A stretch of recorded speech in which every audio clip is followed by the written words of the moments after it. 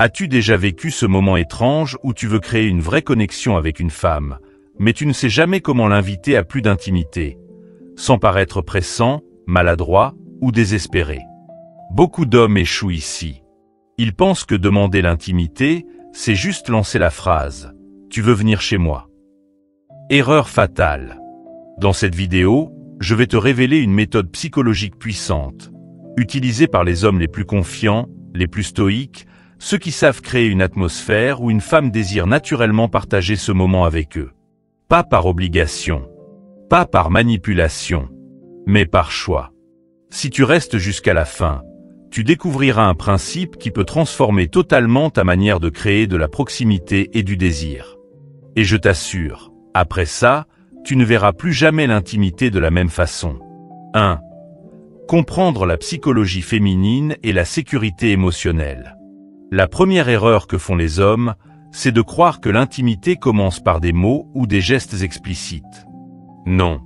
L'intimité commence par la psychologie et par la sécurité émotionnelle. Une femme ne s'ouvre jamais à un homme tant qu'elle n'a pas ressenti deux choses essentielles. Une connexion émotionnelle réelle et une confiance absolue en lui. Si elle doute de tes intentions, si elle perçoit la moindre incohérence, son cerveau enclenche immédiatement un mécanisme de défense. Elle se ferme, elle se méfie, et toute possibilité d'intimité disparaît. C'est pour ça que ton rôle n'est pas de forcer, mais de créer une atmosphère où elle se sent protégée, respectée et comprise. Comment?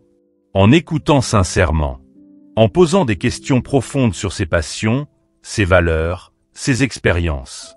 En restant cohérent, ce que tu dis doit être aligné avec ce que tu fais. Et surtout, en restant stoïque. Un homme qui garde son calme face à l'inattendu inspire une confiance inébranlable. 2. L'attractivité par l'indépendance et la confiance. Mais la sécurité émotionnelle seule ne suffit pas. Une femme est aussi attirée par un homme confiant, indépendant, qui ne dépend pas de sa réponse pour se sentir bien. Exemple, tu proposes une sortie, elle décline. Tu réagis calmement, pas de souci, une autre fois.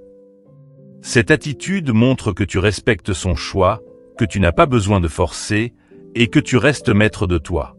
En revanche, l'homme qui insiste, qui supplie ou qui dramatise perd immédiatement son attractivité. 3. La connexion émotionnelle avant tout. Avant de chercher l'intimité physique, concentre-toi sur la connexion émotionnelle. Ça se construit par des rires, des conversations profondes, des expériences partagées, des attentions sincères. Un compliment authentique, le souvenir d'un détail qu'elle t'a confié, un geste de considération, ce sont ces petites choses qui créent une base solide. Quand une femme associe ta présence à des émotions positives et à un sentiment de sécurité, l'intimité devient un choix naturel de sa part. 4. Le pouvoir du contraste et de la rareté. Autre clé psychologique, la rareté.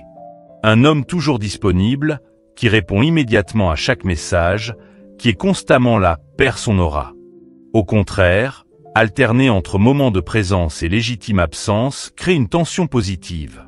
Chaque moment passé ensemble prend de la valeur. Chaque interaction devient rare, et donc désirable. 5. La maîtrise stoïque du désir.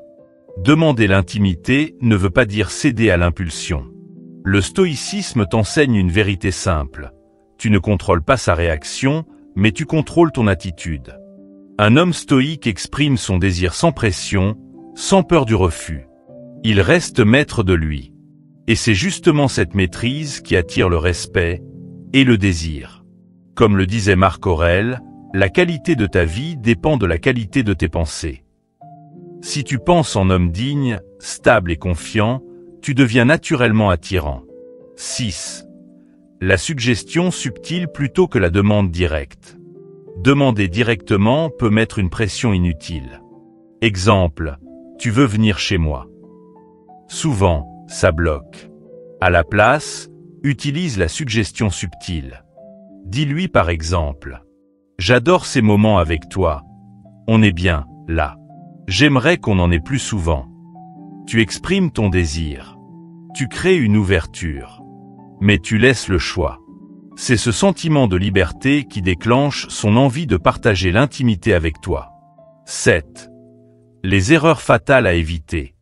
Insister après un refus, tu déclenches immédiatement sa méfiance. Montrer du besoin, dépendre de sa réponse, tue ton attractivité. Manipuler, culpabiliser, mentir, jouer à l'indifférence tôt ou tard, elle détecte l'artifice et perd confiance. L'intimité n'est pas un droit. C'est un choix libre et spontané qu'elle doit faire. 8. Créer une intimité durable et naturelle. Un rapprochement physique n'est pas une fin en soi. Le vrai objectif, c'est une intimité durable. Cela demande de la constance, une communication honnête, et surtout de la cohérence dans ton comportement après le moment partagé. Ne sois pas l'homme qui change d'attitude dès qu'il a obtenu ce qu'il voulait. Sois l'homme stable, digne, fiable. Celui avec qui une femme se sent réellement en confiance. L'intimité n'est pas un but. C'est une conséquence naturelle d'une connexion émotionnelle profonde. Conclusion. Si tu comprends ça, tu ne verras plus jamais l'intimité comme une demande ou une étape à franchir.